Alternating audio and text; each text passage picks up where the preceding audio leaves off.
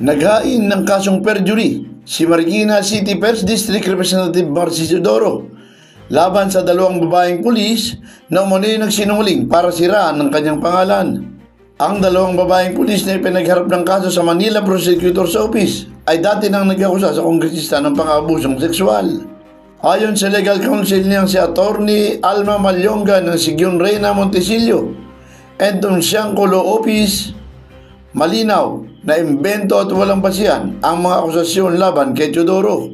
Mismo ang mga komplainant umano na pulis ay umamin na wala silang ebidensya. May mga testigo rin na nagpapatunay na hindi nakasama ng dalawang pulis na nag-iisa si Congressman Marcy. Dagdag pa ng abogado na lumalabas na ang mga nasasakdal mismo ay nagpatuloy sa kanilang trabaho matapos ang sinasabing insidente at walang anumang palantandaan ng pang-abuso.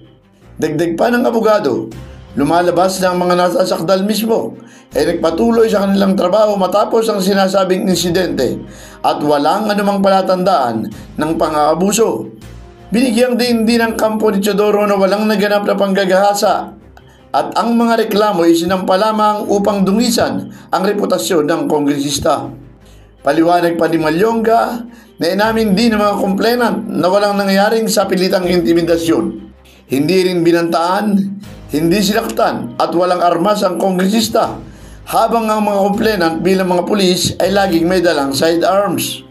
Binanggit din ng abogado na sa ilalim ng umiiral na batas, kung mapapatunayang guilty sa perjury ang isang tao o pagsumpa na walang katotohanan, ay maaaring mapagmulta ng hanggang 1 milyong piso at maaaring makulong ng 6 hanggang 10 o 12 taon. At yung opisyal naman ng gobyerno o empleyado ng gobyerno ay habang buhay na hindi pwedeng humawak ng kahit anong posisyon sa gobyerno. Sa panig naman ni Teodoro, kumpiyansa itong ibabasura ng korte ang mga walang basehang kaso laban sa kanya. Subalit, iginit nito na dapat managot ang mga nanumpa ng pagsisinungaling. Ang justice system umano ay hindi maaaring gamitin sandata ng mga taong may malisyosong layunin na siraan ang mga inosente. Naniniwala rin si Teodoro na may halong politika ang mga paratang laban sa kanya. Samantala, umapila ang kongresista na tigilan na ang maduming politika. Nakakadurog umano ng puso na umabot pa sa punto na ang nangingibabaw ang ambisyon sa katotohanan at pagiging disente. Idinagdag pa ni Teodoro na ang isang tao umano ay nawala na ang takot sa Diyos dahil nawala lamang ang kanyang kapangyarihan. Felix Tambongco, The Observer News, DWRB 103.9 News FM.